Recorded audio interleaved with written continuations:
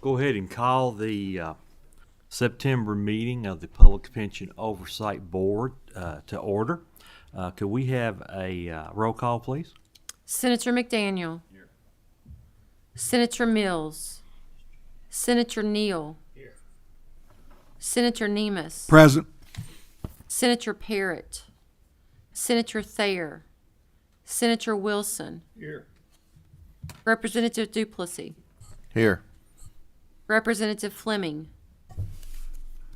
Representative Graham. Representative Petrie. Here. Representative Pratt. Here. Representative Weber. Present. Representative Wheatley. Here. Mike Harmon. Here. John Hicks. Victor Maddox. Here. Sharon Mattingly. Here. Representative Miller. Present. Senator Higdon. Here. Representative Tipton. Here. And Representative Fleming wanted to note his attendance here for the record Thank you, as Mr. well, Chairman. please. I believe we do have a quorum. You should have the minutes of the August 22nd, 2022 meeting in your packet for your review. If you've had a chance to review those, do I have a motion to approve? Have a motion by Representative Plessy. Is there a second to that motion? By Representative Weber. If there's no discussion, all in favor say aye. Aye. Any opposed, no. The motion passes. The minutes are approved. We'll go right into our agenda today. First item on our agenda is a subject. We have Senator Thayer in the room with us. Good to have him with us. It worked out just right, Senator Thayer. We just got through roll call and minutes, so you haven't missed anything important. But our first item on the agenda is a report from the Deferred Compensation Authority, update giving us an update. This is something I know Senator Higdon's had a great interest in the past, so we're glad to have them here to give us an update. So please identify yourselves for the record. Make sure your microphone is on, the green light is on, and please pull that microphone close to you because we have a difficulty hearing if they're not close to you. Please identify yourself for the record, then you may proceed. Chris Biddle. I'm the Executive Director for the Kentucky Public Employees Deferred Compensation Authority, and I'm going to say Kentucky Deferred Comp from here on out. I'm Christina Stevenson with Nationwide Retirement. Okay, so please proceed with your presentation, Chris. Yes, sir.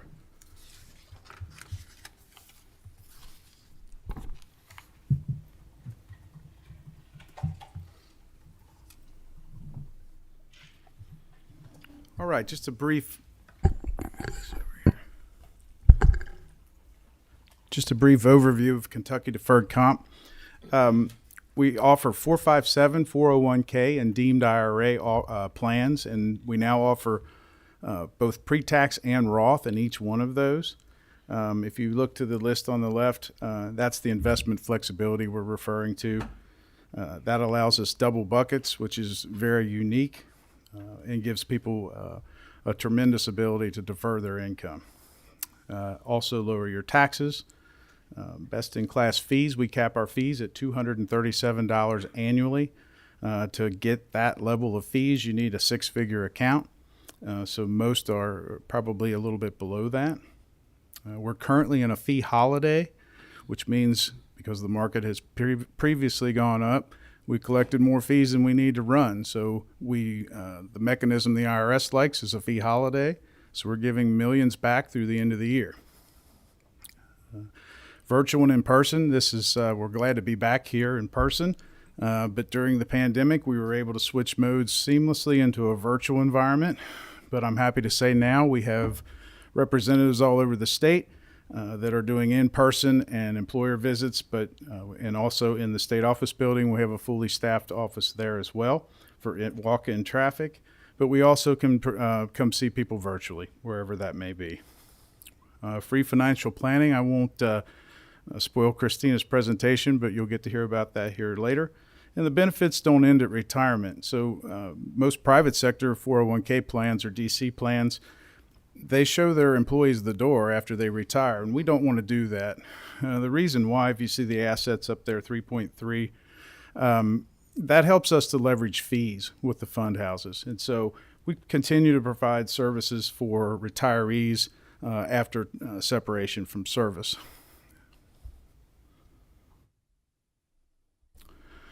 Auto Enroll. I'm very happy to talk about Auto Enroll. You all were instrumental in helping us get that through. So let's talk about what that's done. You can see almost 11,000 new employees have been auto enrolled, and we're averaging close to 300 a month. This next stat is very unique in our peer group. We've maintained a 94% retention rate from day one. That has wavered within maybe 1 point or so, but it has stuck very tight. So very happy to see that. And again, when we did that auto enroll, it's a lot of psychology. It's first, really just they don't want to fill out a piece of paper, whether to get in or to get out. But there's some other numbers I'll show you that I think it's a little more than that. So as you may recall, the minimum deferral for an auto enrollee is $30 per month. But as of close of this month, the average is $48.60. We're approaching $50 for the average deferral, which is 62% above the minimum. Total assets for this auto enroll pool are approaching $8 million. It's 7.7. And so I think they're getting the message that they need to invest in themselves, and this is the place to do it. What that's done on participant numbers, I put back to 05. They seem to dip before that, but if you can see the ebbing and flowing of the numbers, when auto enroll comes in, you can see a steady uptick. And there are lots of reasons for that. You had lots of tier one retirees just because they've timed out and things of that nature, and economic situations like in 08 and 09 and whatnot, and after the fact. But nevertheless, we were a stagnant plan, and we are now a growing plan. You can see we just crossed 80,000, and that's a record for us. All right, I'll turn it over to Christina. Awesome. Thank you, Chris. And thanks to the committee for having us today. I'm Christina Stevenson with Nationwide Retirement Plans. I have a master's in public administration, and I am a certified financial planner since 2015. Certified Financial Planner, or CFP, is a professional designation that requires a bachelor's degree, 7 college-level classes, 3 years of financial planning experience, and a comprehensive 6-hour exam with a 60% pass rate. Maintaining the CFP designation requires 30 hours of continuing education every 2 years. At Chris's direction, I designed and implemented the financial planning service offered by Kentucky Deferred Comp. I'd like to share a little about what the service is, how we provide it, and some of the results that we've seen so far. We officially launched in January after Senate Bill 79 was passed in 2021. Our goal is to help participants answer the fundamental question, will I have enough money in retirement to do the things I want to do? To answer this question, we use household financial information, including assets, liabilities, income, and expenses, to complete a cash flow and a Monte Carlo statistical analysis. The cash flow provides a year-to-year peek behind the curtain on how things like inflation and taxation impact discretionary spending over time. And the Monte Carlo statistical analysis provides an overall probability of success. We also provide a comparison of how their current investment allocation compares to risk tolerance and a balance sheet that allows them to track their net worth over time. To provide all this analysis, we ask participants to complete a comprehensive questionnaire. They can access the questionnaire through their local retirement specialist. The questionnaire is very thorough, requiring in-depth and detailed financial information. That said, we meet participants where they are, so when they need assistance getting that completed, we're there for them. Once we get the questionnaire completed, we meet with participants and strongly encourage them to include their spouse when they have one in a 60 to 90-minute meeting. Most of the meetings are virtual via Teams and in person in our Frankfurt office when that works better for the participant. Some of the topics we cover in the meeting are setting short and long-term goals, establishing savings for emergencies, college, and health care, identifying retirement income resources, and addressing potential gaps between retirement income and expenses. The issues we address are as unique and varied as the participants we meet. The general outcome is similar for everyone, and that is a greater peace of mind about their financial future. After the meeting, participants receive a PDF summarizing the information we cover. We offer continued follow-up on an annual and on an as-needed basis. We market this service in one-on-one meetings, at employer presentations, on our monthly webinars, through emails, and on our website. You can see the details of the demographics here. We're serving it right now about 54% female, which reflects the demographics of our workforce. And what you can see from the statistics is that we're providing services to those under 50 and even under 40 and to retirees. The average age is 52, about 40% are under 50 and about 14% under 40. The average participant income is about $77,000, household income about $111,000. And the average household holdings at Kentucky Deferred Comp are about $169,000. So the feedback we've received is overwhelmingly positive. Here are a few of the comments that we've tracked.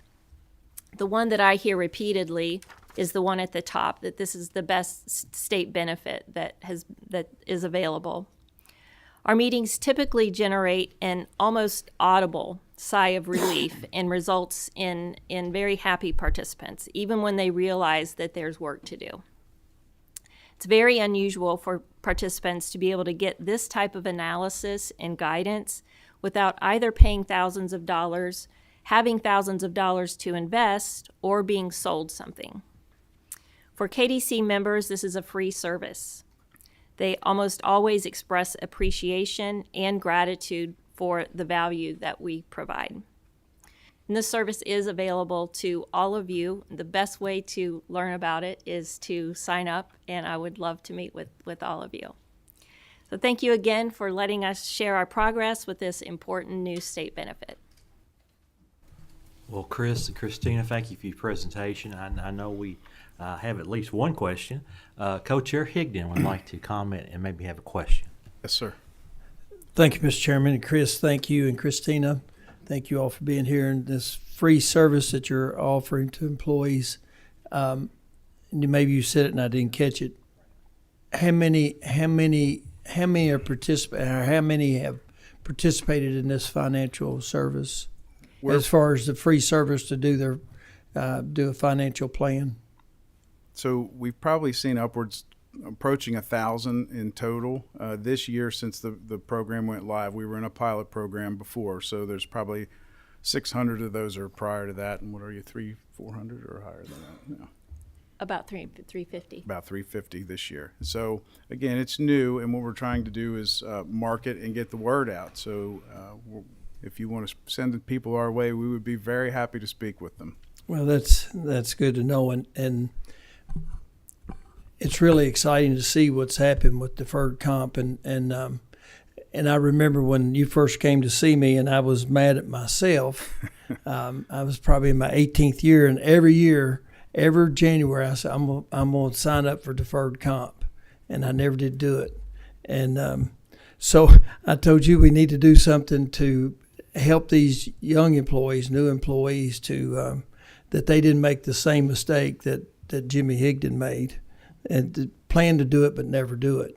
And had a very simple solution. Instead of opt out, we did an opt in, and thank you for working with me on that. And I think it's in years to come be a lot of people very grateful that they participated in deferred comp. I would agree, sir.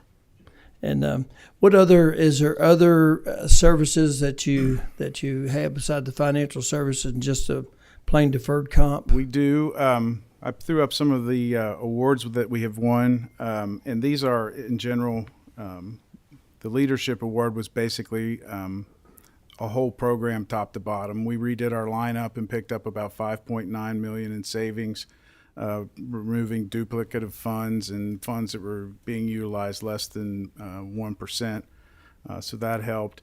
And the Eddie Award is a communications and a marketing award, and that is basically our webinars.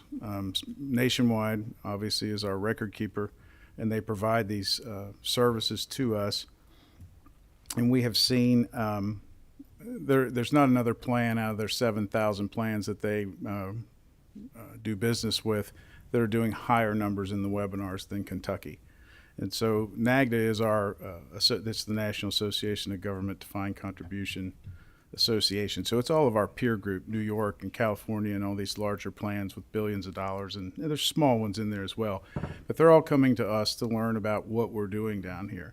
From the webinars to the auto enroll to the financial planning. And where we differ on the financial planning, just one last comment. Mostly when you see financial wellness programs or this type of program, it focuses on 50-year-olds about 10 years out from retirement.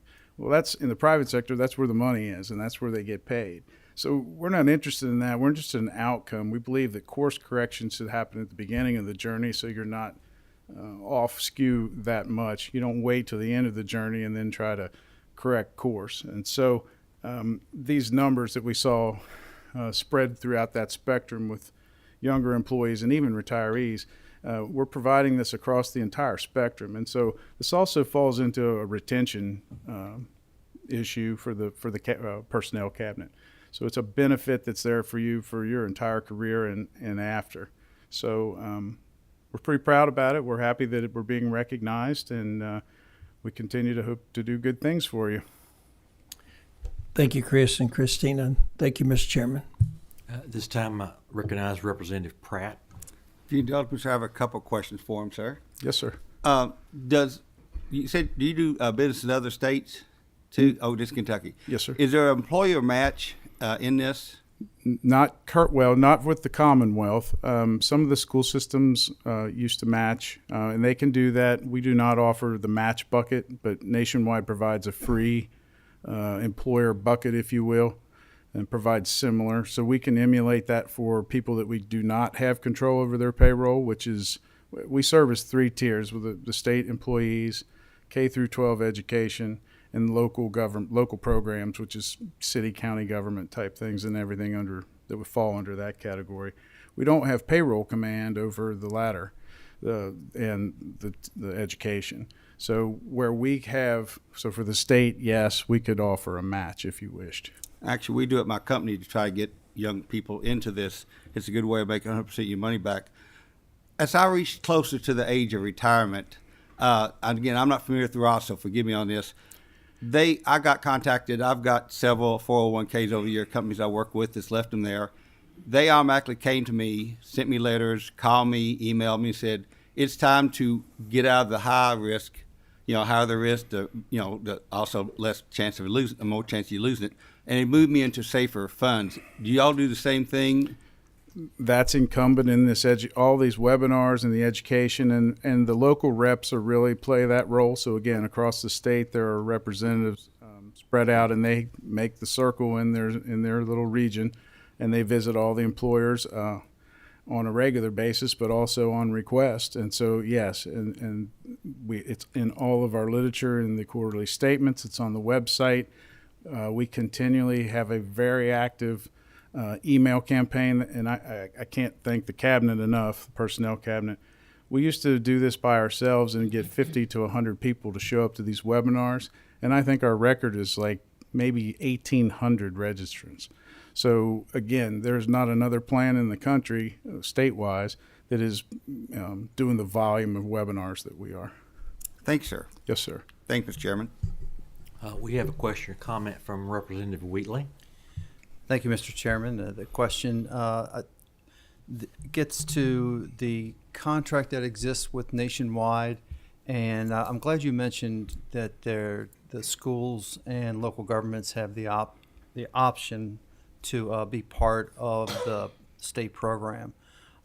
Is it an exclusive contract so that if a local government want to have a deferred compensation program with another entity, they would not be permitted to do that, or is that No. what is that status? So we see this in education primarily, and quite frankly, competition from the 403Bs. And so there is no prohibition, unfortunately. We wish that there were. Well, it's just a matter of fees, quite frankly. We charge $100 to purchase time from the pension system. I've had teachers tell me they had to pay $3,400 in surrender fees to their 403B plan. Now, I would submit to you that that's not a good deal. No, thank you for that. And I used to work for a city where the response to the firefighters who wanted to go to another deferred compensation program was that we can't do that because the state has a contract. And that was many years ago, and hopefully that contract no longer exists. And as you're expressing, it does not. So thank you for that. Yes, sir. I have a question, maybe two. For our new hire employees who opt into the system, are you seeing that over time they are increasing their payroll deduction amount to go in this? Could you elaborate a little bit on that? Yeah, and just that number, that I had mentioned that earlier. So the base minimum is $30, and so that means that we have to get out to them, or they have to get a message somewhere to realize that they're going to need much more than that to meet a meaningful retirement. And that's probably about $100 a month for a 20-year-old employee to make decent numbers, on the Monte Carlo, as she mentioned. We're now at $48.60 was the average the last I checked before we came over. So again, 62% above the minimum. So as I say, these are brand new employees, and they're getting the message, and they're not only are they getting the message, they're acting on that message. So yes, sir, I tell Senator Higdon I don't want to be raising or running an acorn farm. So we have to grow these into saplings and then trees and so on and so forth. Does the 94% retention rate compare with other states who have similar plan options? It's superior from what just asking around and speaking to the record keeper who has access to 7,000 plans. To my understanding, we're in the top of the heap as far as retention. Very good. Any other members have any questions?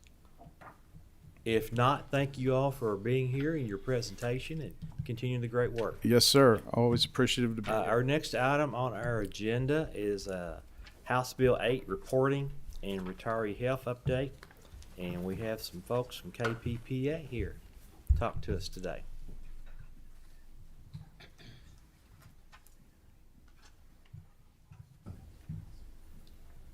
Would everyone please identify yourself for the record, and then you can begin your presentation. I'll give the same reminder.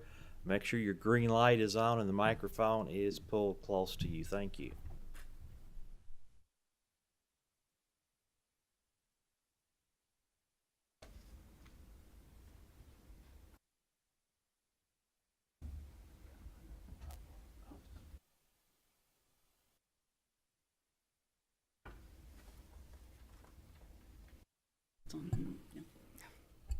Okay, there we go.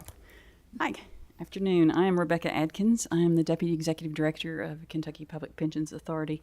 Our boss, David Eager, is here right behind me and happy to chime in if he needs. Good afternoon. My name is Erin Surratt. I'm the Executive Director of the Office of Benefits at Kppa. So you asked us to speak on two topics this morning. The first is House Bill 8 reporting under KRS 615991. So you asked us to talk about the requirements, the process, and the results of that reporting for the year. So this is a list, if you can call that a list, a grouping of the folks who are required to report. Generally speaking, it's the quasis. There are certain quasi-agencies who are exempted. They're exempted under subparagraph 8 in that statute. This constitutes 102 agencies. The timeline that we developed was to have our agencies report the biggest batch of contractors by April 15th. And then anybody hired between April 15th and July would come back in by July 30th. And then we have to compile that information and provide it to both LRC and to the Office of the State Budget Director by the 29th of August. And then we'll notify employers of all of that before this September 30th. Although if we found any of their reported employees who should have been reported by contributing and should not have just been on the contract, and they've already been notified of that. So what are they required to report to us? There's a typo under number 1. It says persons employed directly by, persons not employed directly by the employer. So we're looking at contractors, leased employees, those kinds of things. So if they were employed by the employer directly, then they would have been full-time under 61.510. So they're looking through their contracts for the folks who would have qualified had they not been contractors. And then they also have to submit the contract. The exclusions are threefold, set out by that statute. If the contract was begun prior to January 1 of 21, they don't report those. If the contract is for services that were not historically provided by employees of the agency, they don't report those. And then the third one is the one at a PPOB meeting prior to the passing of the statute. The universities cared most about this non-core services. So the idea being, if these are contracts for services that are not core to the duties of that agency, then they don't have to report those either. The incentives to them reporting are about subsidies. Now, this is not something that Kppa has responsibility for, but I'm putting it out here because that's what was in the statute. But we report the data, and then obviously the budget bills, you guys through the budget bills will actually define the subsidies. But the statute says that the intent of the General Assembly is to provide subsidies for fiscal 23 and fiscal 24 to folks who have at least 60% of their employees are actually participating with KERS. These are subsidies to help pay for KERS. And then 80% for fiscal years 25 and beyond. The bottom half of this page is the agencies that have taxing or fee authority. The intent was to give them a certain percentage of what was paid as a subsidy in fiscal 22 ongoing forward. So in fiscal 23, it would have been 90%, and 24, 80%. If they don't have taxing authority, then for 23 and 24, it would have been 90% of the fiscal 22 subsidy. House Bill 1 set those subsidies for fiscal 23 and 24. All right, so what do we do with these reports once we get them? The employers send us this report. There's a form that's on the reg that's associated with this. It goes to our legal team, and they look at the contract. They look at these employees that were not reported as participating with KERS and determine the participation status based on 61.510 through 61.675. They reported 3,246 contractors among their 89 employees. Of the 102 eligible to report, 89 reported to us for fiscal 22. They reported 3,246 contractors. 1,479 of those were determined that they should have been participating, and so the employees have been notified of that. That's 45.5%. If they were participating, then the agency is required to fill out a Form 4225. We compile all this data and provide it to LRC. The bottom comment talks about auditing. The statute also requires us to audit, requires the KRS board to define what the percentage is of employers in this list that we want to audit. The board met September 14th and decided what they wanted us to do is to start with a small agency and a larger agency to gauge how much time it takes us to do these audits, and then we're going to meet back with them in February to determine an actual percentage on that. So the information that we provided to LRC and the Office of State Budget Director is listed here. It was mostly defined within the statutes, but we reached out to both of those groups and said, if this is what we provide you, does this get you the information that you need? The big ones in the middle, so it's obviously something that identifies the agency, and then we have the number of regular full-time employees. So those are the ones who they already reported to us on the monthly report. That didn't come in on the form, and it didn't have to be reported by April. That was already reported to us. So we have that number. And then we counted how many folks were reported as contractors who should have also been contributing. And then there's a number on the report of the contractors that were contractors and were not eligible to report. Then there's a total for those, and missing from this list is the percentage. So to get to the 60 or the 80% that you guys wanted, there's a percentage listed. We're also required to let LRC and OSBD know if the agency was compliant or not. For us, that's did they fill out the form appropriately or did they not? We'll get to that information, but there are a few that did not comply. And then the summary of that, and did anybody falsify information? We're required to do that. We did not find anybody who falsified any information. So looking at the results, we did provide you a copy of the spreadsheet, but I won't look at that in any detail. You guys can look at that all you want. But we found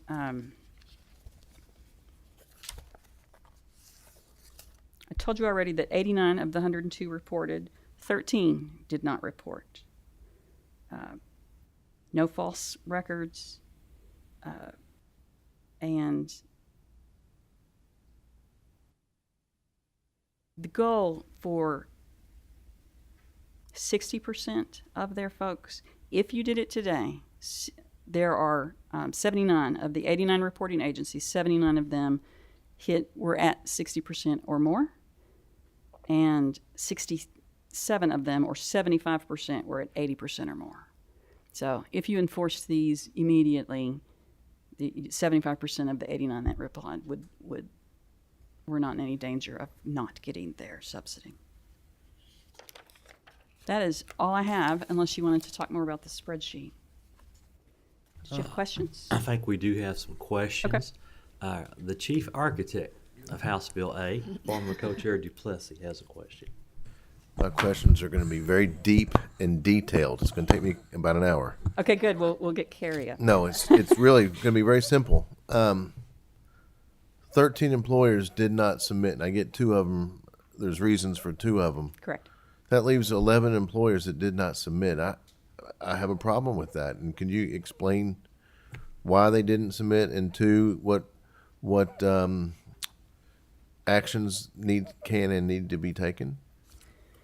I cannot explain to you why. I mean, we certainly reached out. There were a lot of emails throughout the year letting them know. That's the most common way for us to communicate with our employers is through email. They're required. They have a self-service portal into ours, and they're required to keep up to date their chief, the head of their agency, and their reporting official, and those kinds of things. Emails went to both of those kinds of groups, multiple emails. They get newsletters from us that the heads of agencies get. I suspect that that's one of the things that we'll have to audit is we'll pick a few of them and say, why didn't you submit? Or maybe we can try to find out all 14 of them why they didn't submit. Is there penalties involved? That's up to LRC. So the penalties from Kppa, no. We're just the conduit of the data from the employers to LRC to the budget bill folks. But that would be up to you guys. There are penalties written in the statute for consideration. There are a lot of, they might lose their subsidies if they didn't report. They have to lose their subsidies if they falsify data. those kinds of things are in the statutes. But again, that would be LRC Okay. and the Office of State Budget Director. Thank you. It just seems like to me it's going to be a contact information issue where somebody hasn't updated an email and that's going into some dead email box. But I'm hoping that's what it is. But it seems like a phone call to the office would be the way to follow up and not just do emails. I know in my line of work, you can't just rely just on emails. You got to have a personal touch oftentimes. So I'd encourage that to happen. We will make that happen if it has not already. I would be surprised if it's not already happened, but I'll make sure. I do have a follow-up to Representative Plessy's question. Of the 13 agencies who do not report, can you share with PPOB who those agencies are? I can. They're on the spreadsheet that I gave you, but yes, I can. If I can read this tiny print. Knox County Health Department, Fleming County Health Department, Magoffin County Health Department, Christian County Health Department, Hopkins County Health Department, Todd County Health Department, Girard County Health Department,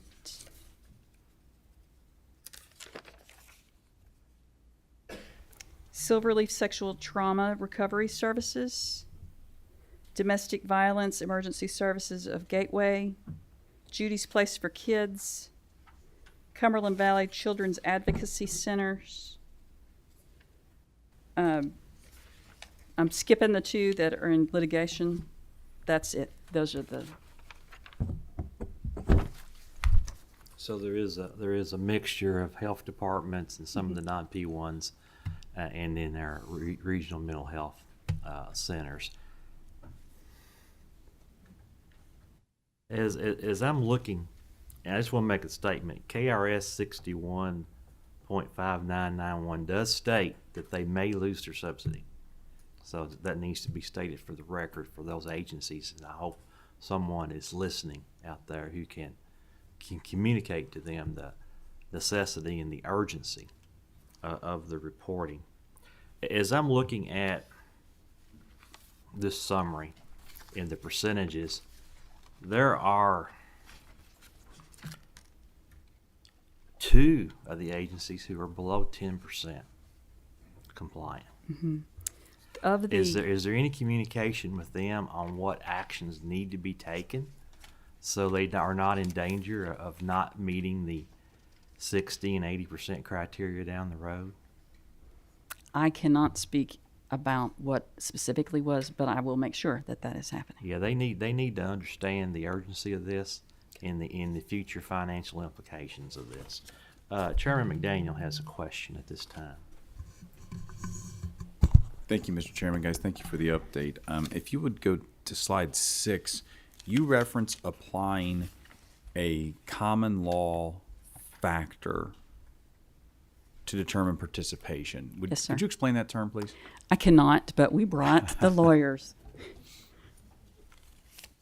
Please identify yourself for your record, then proceed. My name is Carrie Bass. I'm loud anyways. I'm a staff attorney supervisor with the Kentucky Public Pensions Authority. The Internal Revenue Service used to have what was commonly called the 20-factor test. It was a list of 20 factors that the IRS would look at in order to determine is somebody an employee of an organization or are they truly independent. They've transitioned away from that about 10 years ago to a much broader kind of, we take everything into analysis, facts and circumstances, essentially to determine the amount of control that an organization exerts over an employee or a person, telling them where to go, what to do, how to dress, when to be there, particularly assumes responsibility for not only, telling the person where to go and where to be, but for withholding FICA taxes, state, federal, Medicare taxes on behalf of that individual, things like that. So we looked primarily at the contracts that were submitted with the form that the agency constructed for this reporting. We also used some public resources as well, but primarily at the contract to determine the degree of control that the employer, the participating employer, exerted over the individual providing services under those contracts. So there's a, and I'm familiar with the 20-point test from the IRS from back in the day, but this sounds like a bit of a objective analysis It is. performed. It is a facts and circumstances looking at the entire picture. It's not a limited list of factors that the agency looked at. Okay. Thank you, Mr. Chairman. I don't see any other questions on this portion right now, so why don't you proceed with your retiree health update?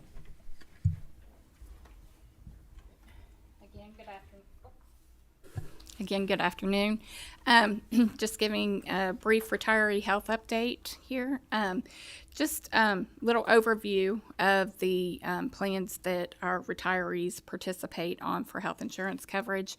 The non-Medicare eligible group of retirees, so that's basically the group who is under age 65. The medical coverage is provided through the Kentucky Employees Health Plan, or KEEP. The CERS and KRS board select a contribution plan and set a monthly contribution rate each year. There is a retiree health plan committee that takes a deep dive and look into all of these plans and makes some decision and passes those recommendations onto the respective boards. When the CERS separation occurred effective April 1st, 2021, the boards decided that it would continue to be a joint retiree health plan committee of both the CERS and KRS boards. So we have, I'm sorry, can you go back, Rebecca? That's okay. And then just to note, the Keep Living Well PPO plan has been selected as the contribution plan since 2014. So all the plans that are offered to the active employees are the same plans that are available to the retirees in the non-Medicare eligible group. A new group that's been added here is our Medicare Secondary Payer Act coverage.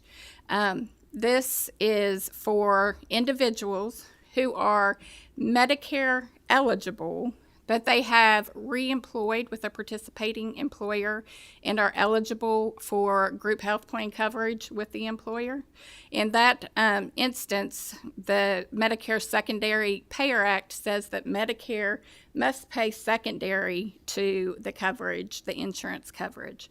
Kppa, prior to the passage of House Bill 297 of last session, did not have a plan that could pay secondary to Medicare.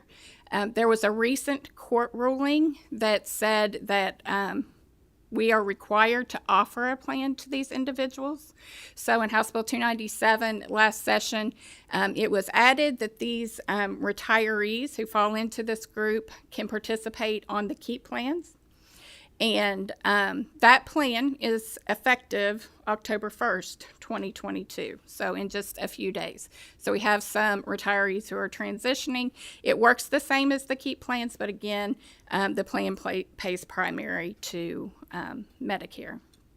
Again, the contribution rate is set by the boards. It was also in the legislation stated that this group of individuals can be rated separately by DEI from the rest of the plan participants. The other retirees who are the non-Medicare eligibles are blended in with all the other participants of the plan, but this group can be rated separately. And currently there are about 400 retirees who are affected by this. The next plan is the Medicare eligible plan. So this is the plan where most of it's the over 65 population who are eligible for Medicare. We recently had an RFP for the Medicare Advantage plan. Humana was awarded as the best vendor through the 45A process, the RFP process. They were also the vendor who we had established prior to the RFP, the contract going into 2023. There are 2 Medicare Advantage plans that are offered here, and we also have a medical-only plan, which is a self-insured plan, and the claims and premiums are paid out of the insurance trust. Again, the board select a contribution plan and set a monthly contribution rate for this. The Medicare Advantage premium plan has been the plan that's been selected as a contribution rate since 2012.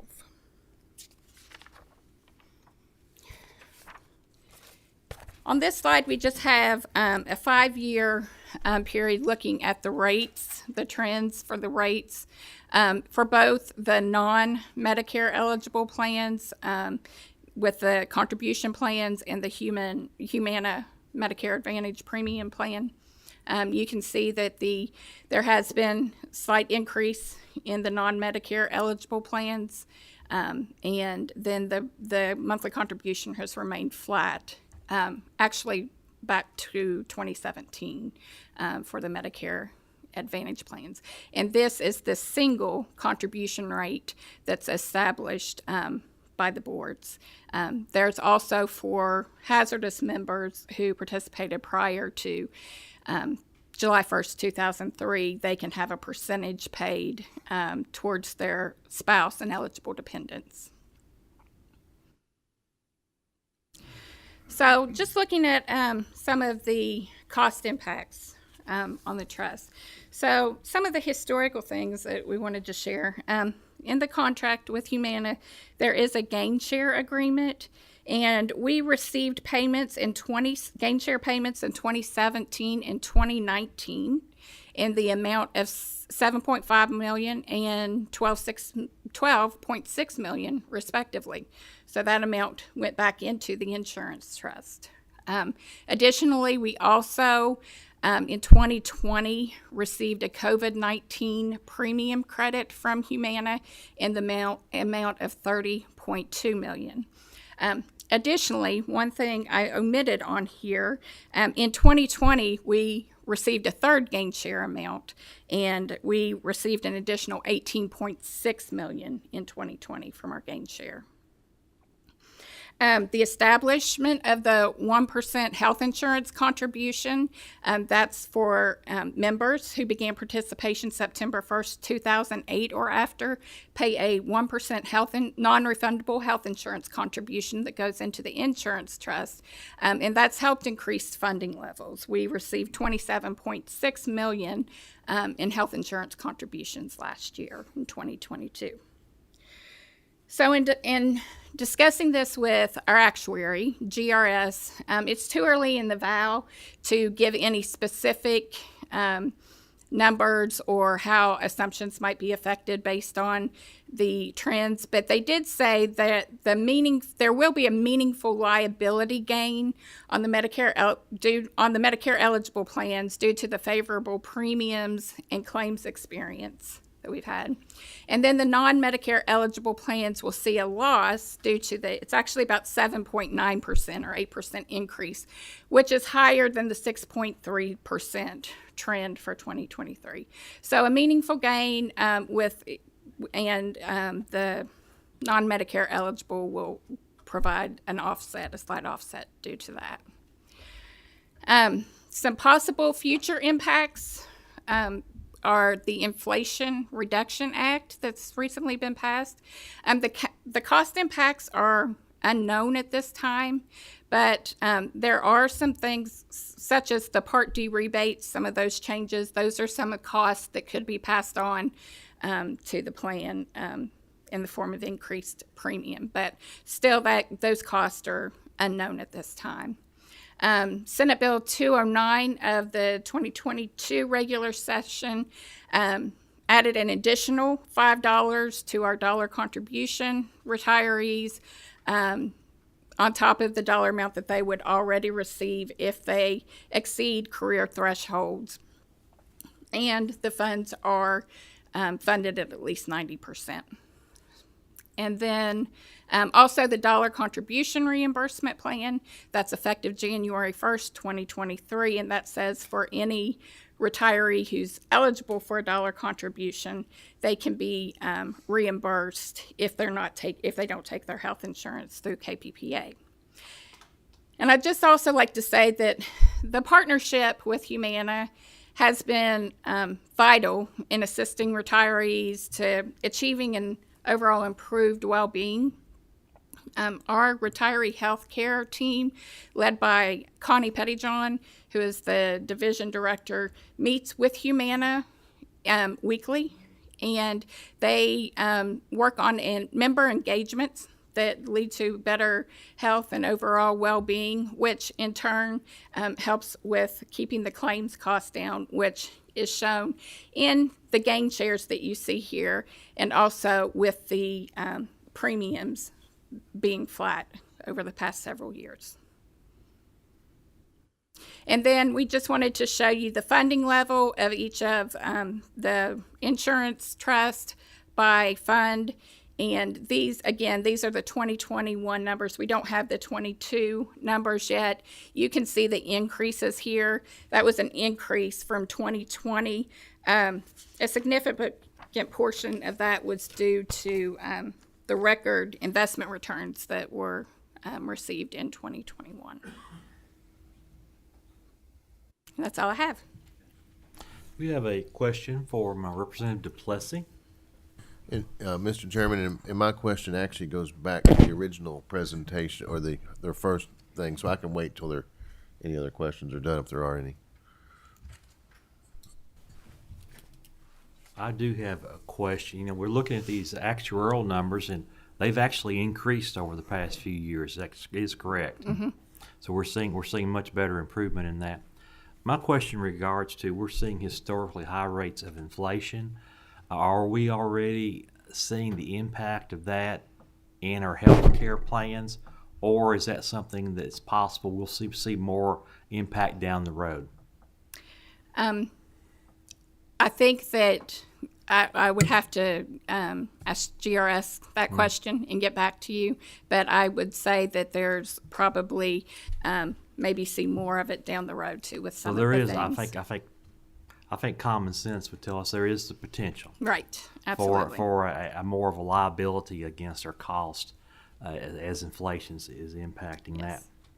Now, all the under 65 retirees are on the same plan, but each system has their own over 65 retiree plan. Is that correct? No, they have the same. The Medicare eligible is the Humana plan, and it's okay, I was same referring for all. to TRS and KRS have separate plans. I'm sorry. Yes, that's right. Do you all have dialogue with each other about what's working good, what's not working good, and compare notes back and forth on these systems? I do know that Connie, as I mentioned before, Connie Pettyjohn does talk to. I believe it's Jane, and I'm sorry if that's incorrect, but I do know that they speak. Jane even gave a presentation to our Retiree Health Committee a few months ago about a pilot they did. So, yes, there is dialogue between the two systems about the plans. And while KPVA is at the table, I'll get back to Representative Duplessis, but I just want to point out to the members it's on the agenda. KPPA just recently released a report on previous investment activities. A copy of the report performed by Kppa Pollock LLC on their behalf should have been emailed to all PBOB members. Whenever you have time to read all 2,200 pages, it's there for your pleasure. But I did want to make sure you noted that you should have had that. I know there's been some news coverage on that lately, so I just wanted to make sure that each of you all should have received that email. Representative Duplessis, you want to go back to your previous topic. Thank you. I'm sorry, Representative Tipton, that's posted on our website as well. Posted. Okay, that's also posted on the website for the public. It's good information for people to have, but the members were emailed a copy as well. Thank you so much. Thank you, Mr. Chairman. Two things. One, the most important thing I meant to bring up, I didn't bring up. And second, Silverleaf is in my district, and you mentioned them as non-compliant, and so that obviously irked me because I know that they were excited about House Bill 8 because it really, really helped them. So I reached out to their director while we were sitting here, and she said, "Oh, we submitted that. We've been waiting for them to get back to us to say that what our percentages were or something like that." So I've asked her to check how they sent it, but I'm just wondering if there's some other of the 13 that are in the same boat as Silverleaf that is waiting to hear back from the state. I'm checking to KP. make sure I didn't read the wrong line. I think it's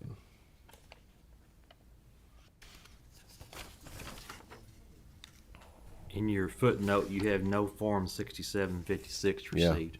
Okay. So if We you could will check have on somebody yeah. check on absolutely every And I one will of let them you who know have no what she form. says. Where I asked her to find out where they sent that. Maybe they sent it the wrong place. Maybe there's a bad information kernel out there someplace. I don't know. Okay. Secondly, and I meant to bring this up earlier. The whole point of House Bill 8 was we were seeing people shift out of the system. We were seeing people shift out of the system because the percent of payroll was just growing and growing and growing, and as more people got out, it just shifted it more to those who stayed in.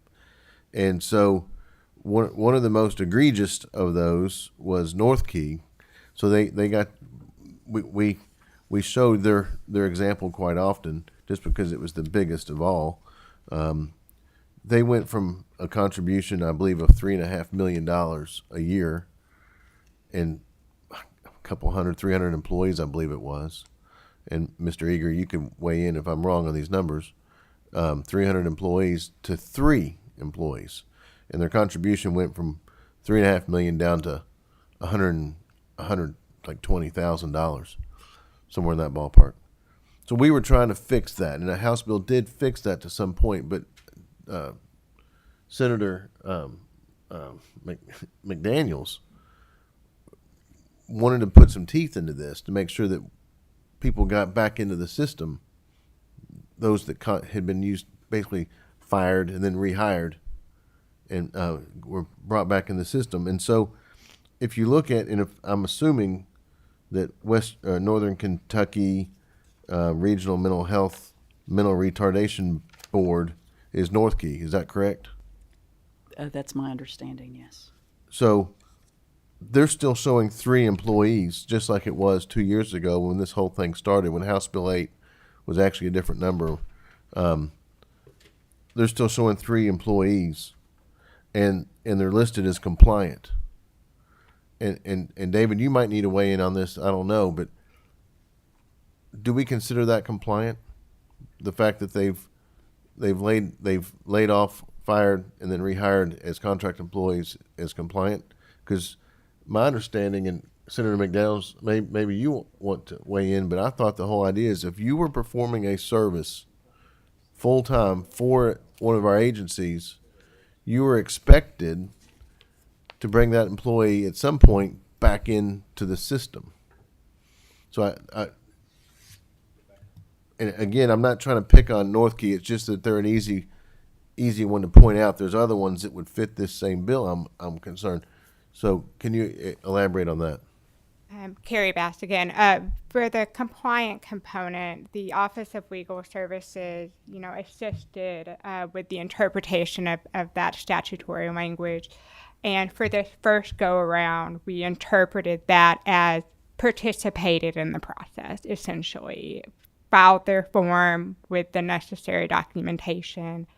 And then the audit component comes in to show were they compliant over in the big picture overall scheme. So with the audit plan that the KRS board had voted on, the idea is that the KPPA team goes and audits Northkey, using your example, and if there are employees that really should be contributing or non-employees who haven't been listed on the required form, then the next report in that fiscal year will show Northkey hypothetically as non-compliant, and we would provide the General Assembly and the State Budget Director's Office with a summary of why we found they were non-compliant.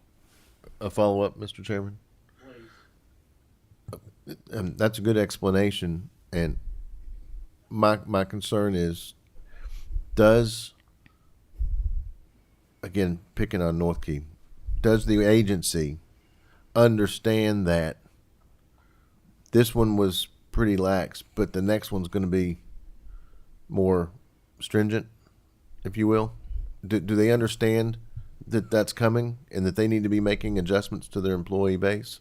Because if I'm North Key's director, I'm thinking, I'm good. I got my compliant. I got my 3 employees, and I'm compliant.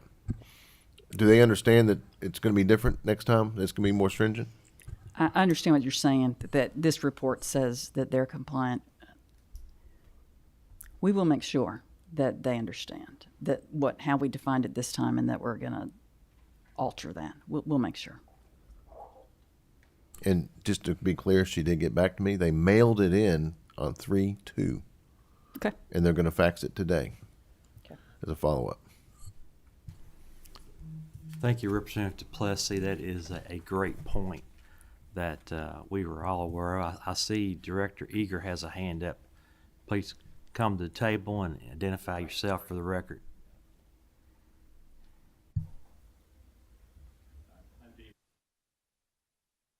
We off. David Eager, Executive Director of Kppa. I think the term compliant was wrong. It should have said received. And they're not compliant until we can determine through an audit whether they are or not. If that makes sense. Very much so. Yeah. And the one that they think we received that we don't have, we'll track that one down for sure. Okay. And you might, I noticed on all of the health departments it was the same form that they were missing. So that's the only form you got, but that's just something I noticed on the report. But that is the requested form. Okay, thank you all for your update on that. I don't see any other questions at this time, so we'll ask Bo Barnes with TRS to come up and give us some great information about the TERS health plan.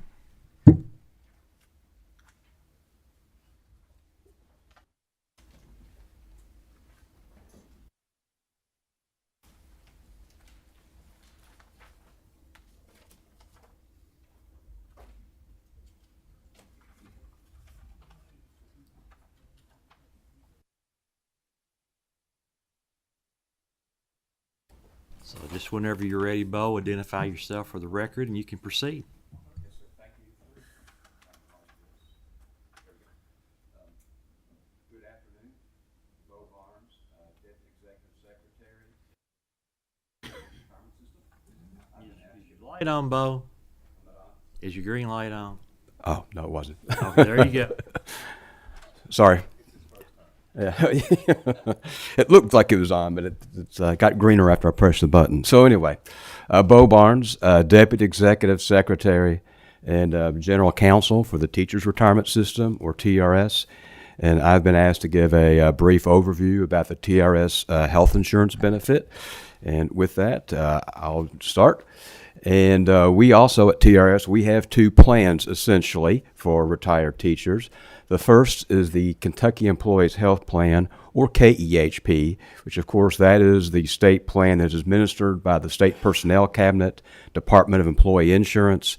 It covers not just retired teachers, but it covers active state teachers and active state employees. And it's for our under 65 or not Medicare eligible population, okay?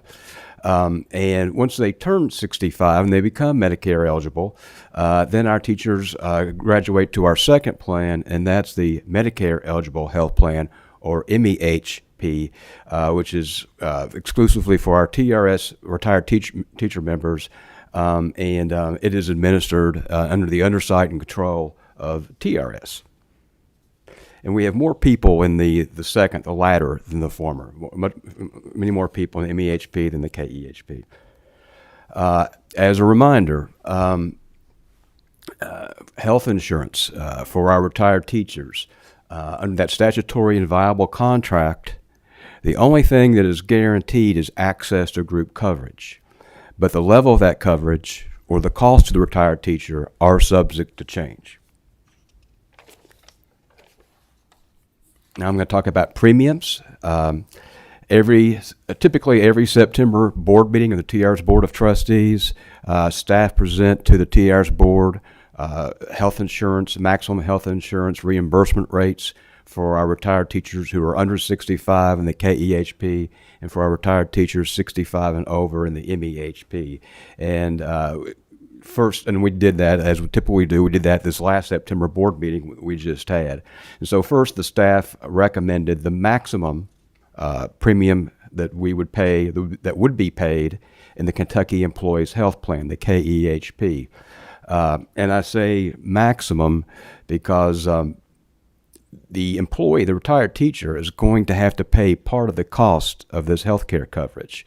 They've got to pay whatever the cost of the plan is, $50, $60 a month, plus they have to pay, and we'll talk about this later, they're going to have to pay an amount equal to the 65 and over federal Medicare Part B premium amount. So our retirees are paying actually a little over $200 of this monthly premium, plus they have to have certain years to be eligible for even the maximum amount that we will pay, which will be less than this. So this is a maximum amount. It's up to.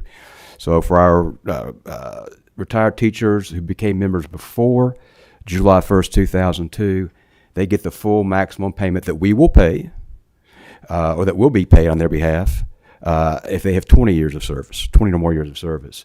But for individuals who become members on or after July 1st, 2002, they have to have at least 27 years of service to get the maximum amount that will be paid for health care coverage, both on the KEHP and the MEHP. So again, at the September board meeting, the board approved staff recommendation of up to $767.56 per month. I will note that our actuaries had anticipated that we would do an increase in the KEHP premium, but they had projected $754 per member per month for the KEHP for the coming year. So that is a slight actuarial loss because it's going to be more expensive than projected on this one item.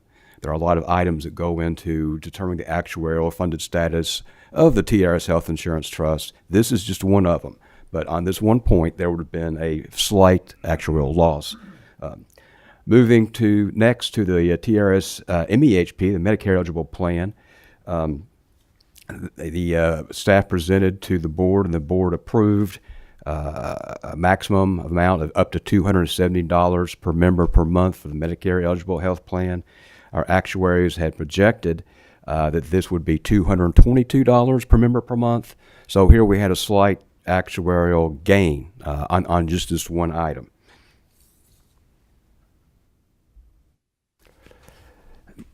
This slide shows premiums, historical slide of premiums for the Medicare eligible health plan. The far left, you'll see we start 2002, and the far right, the current year 2023 or upcoming year 2023. And you can see that premiums have been held constant for about 20 years now.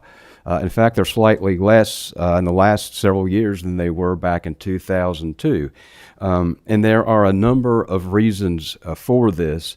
One is medical inflation has been less than a lot of people thought it would be, say, in 2010. That's an important year I'll talk about in a minute. Before 2010, there were many years where you saw double-digit medical inflation. And then after 2010, you're seeing, many years single-digit. So inflation trended downward instead of continuing at its same high rate prior to 2010. But that's not the only reason that these premium costs have held constant over these years. The other reason is it's shown in part on this slide and some following slides as well. But this shows something that's very important about the funding for the medical eligible health plan, the MEHP, Medicare eligible health plan. And this shows the true cost of that benefit and how it's being paid. So this is for 2021 rates. I don't have 2022, so the numbers would change somewhat, but you would see the same kind of proportionate funding for the MEHP, the Medicare eligible health plan. You see at the top right-hand corner, the total cost of that is $2,046.24 in 2021.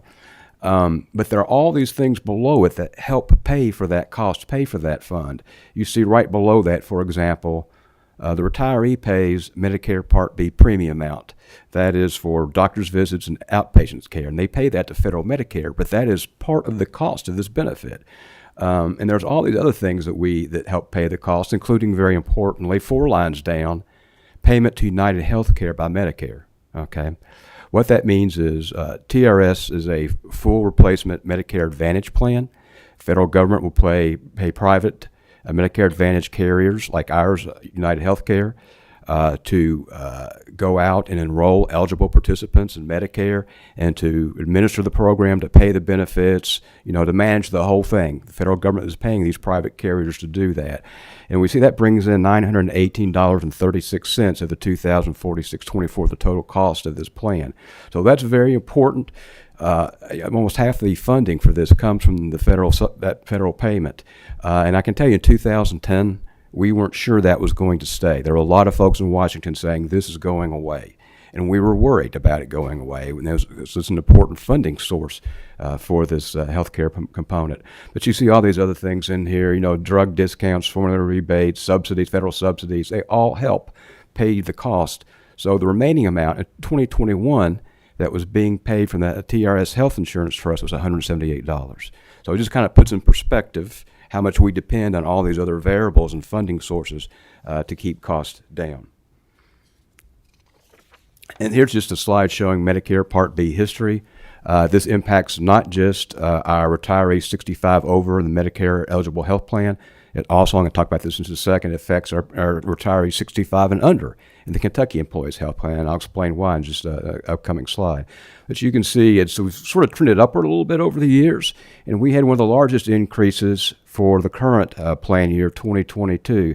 You see it jumped 14.5% in 1 year from $149 per month for our retirees to $170 a month. Let's see. And I'll tell you, part of the reason for this increase is the advent of some very, very expensive specialty drugs that are out there, and Medicare's concern about the cost of some of these specialty drugs out there. So this, just to recap briefly about funding for retired teachers' health insurance. I think most of this body is aware of shared responsibility, but there may be some individuals who are not, or who are attending who are not. But just briefly, before 2010, the Commonwealth of Kentucky was voluntarily paying almost the entire cost of retired teachers' health insurance. And I say voluntarily because, again, going back to that earlier slide, the only thing the inviolable contract covers is access to group coverage. Levels of coverage and cost of coverage can change. So the Commonwealth could have said, we're not going to pay any more for retired teacher health insurance, and there would not have been an issue with inviolable contract. But they were doing that. But it was really becoming unsustainable, and everybody knew it, and education groups and legislators worked together to come up with this 2010 legislation, shared responsibility. So instead of the Commonwealth voluntarily paying for nearly all the cost, retired teachers began phasing into paying an amount towards their health care equal to that Medicare Part B premium amount. This jumped to $170 a month. And that's what they are paying now as part, plus whatever the cost of the health care option they pick, they pay that too. So they're paying a typical plan a little over $700 a month. They're paying a little over $200 a month. The state is paying a little over $500 a month. Active teachers phase into paying an additional 3% out of their paycheck towards the health insurance trust to help pre-fund this benefit. And school districts began phasing in. They did phase into an additional 3% of payroll to help fund this trust. So that has worked very, very well. And this next slide shows that, how you can, far left on this slide, 2008, this was a pay-as-you-go plan, dollars in, dollars out. And here we see 2010, shared responsibility enacted, and look at the growth in this health insurance trust. With all that additional dollars coming in from these new sources, we saw strong growth in the funded status of this health insurance trust. In 2020, it's 61.7%. In 2021, 60%. The reason it dropped that year is because we had the 5-year experience study that the actuaries conduct to compare projections with actual experience. As a result of that 5-year experience study, the actuary lowered some assumptions. For example, the assumed rate of return for health insurance dropped from 8% to 7.1%. So the investment rate of return. So when you drop the investment rate of return, that's a funding source that has been diminished, actuarially. Also, for once in just a one time only, they changed the mortality table from a general population to a teacher-specific table. Teachers live longer than the general population, so if we have mortality tables showing or living longer, that means we're paying out benefits longer, means they increase liability. So that's why you see the 61.7 decline to 60% from 2020 to 2021. I can tell you there's still good news here. Again, I knock on wood all the time. I hope that those federal programs and subsidies stay in place. I hope medical inflation remains reasonable. If those things hold, then we'll continue to see strong growth, should after this year and over the next few years. And we are on track to get this very important benefit retired teachers 100% funded much sooner rather than later. So very good news with this. It's been a very, very successful piece of legislation. Very appreciative of the General Assembly's work with the TRS and stakeholder groups in getting that legislation passed. This just shows the funding, how the funding changed. The gray line at the top shows the Commonwealth was paying, again, voluntarily, almost the entire cost of retired teachers' health insurance. That was unsustainable. Everybody knew it. 2010 kicks in, and we start getting contributions from greater contributions from teachers, from active teachers, and we get contributions from retirees under age 65. And then for the first time, we had school districts and universities start contributing to the TRS Health Insurance Trust. So the blue and green lines, and the green line didn't exist before 2010 because it was zero there. They start growing, and we see they are now a major funding source, and that's how we were pre-funding this health benefit. And I should have pointed out that Commonwealth voluntarily paying for almost all the costs before 2010. What they are paying for now is the cost of the KEHP premium for our under 65 population, less what they pay. Okay, that was their share responsibility. But a great success story. One more thing that I might leave on, and I really want to point out, we have an insurance team headed by our Director of Retiree Health Insurance, Jane Gilbert. She has fantastic staff. They are constantly looking for ways that we can control costs, and there have been changes constantly over the years. Just going to point out one here, one innovative approach, and this was TRS, University of Kentucky, and University of Louisville partnered several years ago to start this Know Your RX coalition. It had twofold purpose. One, we wanted to combine all these groups and have increased members for better buying power for negotiate better medical drug prices. That was one thing to do that. And then secondarily, also the Know Your RX coalition, we hire pharmacists to provide prescription drug management for our retired teachers, significantly to help them understand what the drugs are, but also in many, many cases, our teachers were taking a brand name, very expensive brand name drug when there was a much cheaper and equally effective generic drug out there. So through their efforts, these pharmacists working with our members and their doctors, we've really increased our generic fill rate, and that's just one of the ways that we've helped, control cost over the years. And then one more thing I want to leave on just very quickly, and again, I'm very appreciative of our Board of Trustees for all the time they spend getting educated on these health insurance issues, and to our health insurance department for all the ideas they come up with to present and talk to our board and recommend. And one of these was personalized medicine. Most of you are probably aware of this program, but and this is the program that we met with Kppa on recently. When you ask about, do we talk and share information? We do. And so TRS was a leader in not using new technology. It was old technology. It's genetic testing, DNA testing. But we were leading and new in applying it to actually help our retirees. So we were taking technology that existed, and we began as a voluntary program. Retirees didn't have to do it, but we offered them the ability to have a DNA test if they wanted to. It's just a swab in the mouth, drop it in a test tube, send it to the lab, and the lab can look at those DNA results, and they know with certainty which drugs work and which drugs don't work for individuals. Because Some drugs are never going to work for an individual just because of their genetic makeup, and some will. They also, very importantly, know what dosage is appropriate because everybody metabolizes drugs differently.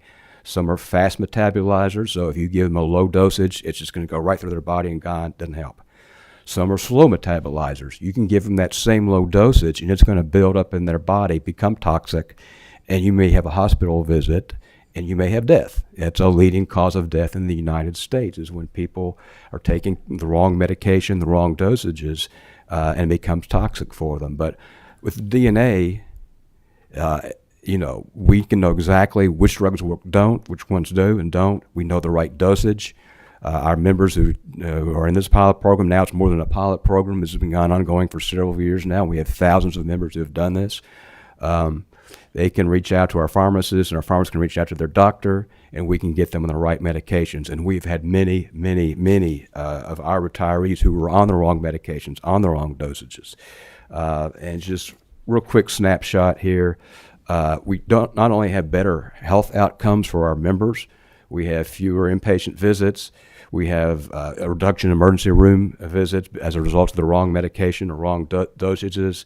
They have the peace of mind knowing they're getting the right drug and the right dosage, and they're not having to go through this titration process where they're trying different dosages, low doses. Try that for months. Doesn't work. Well, let's increase it. Doesn't work.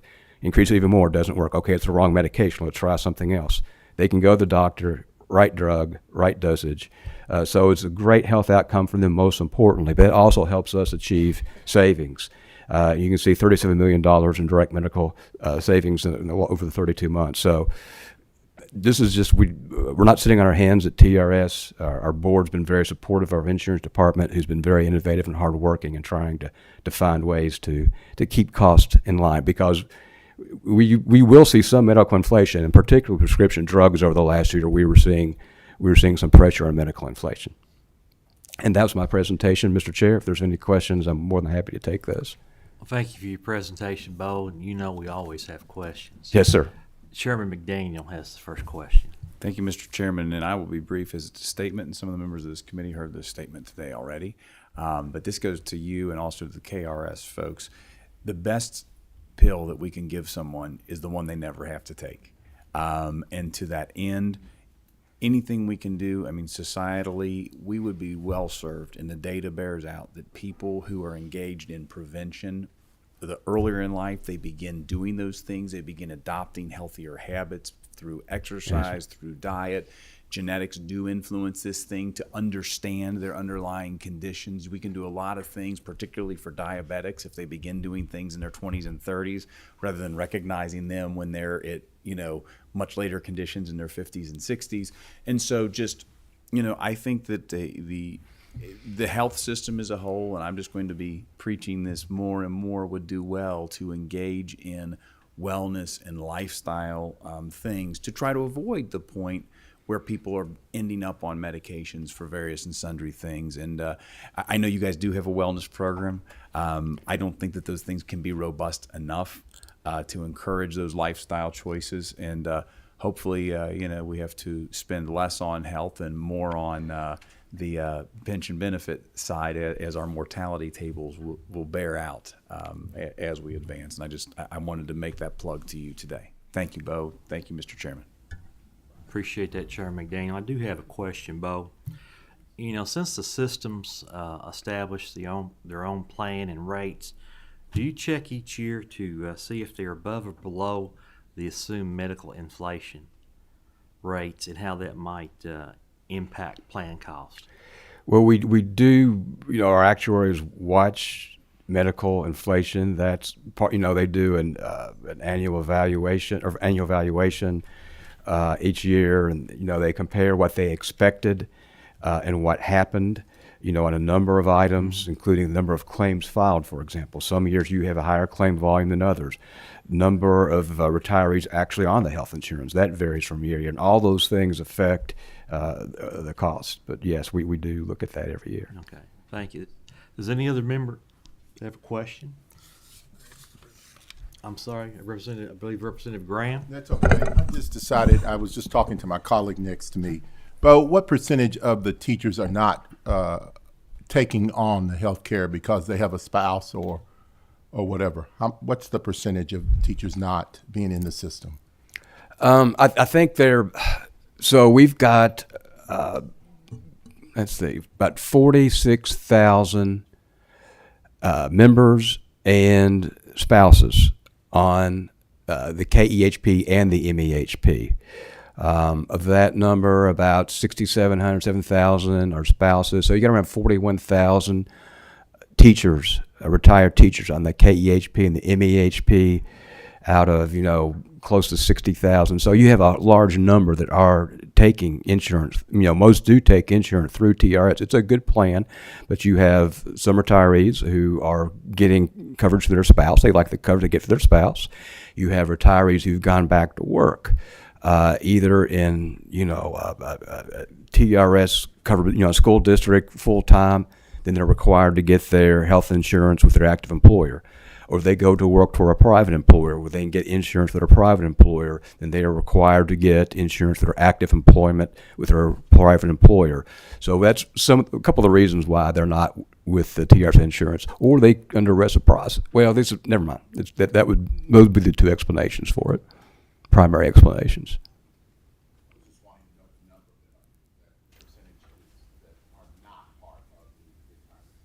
They're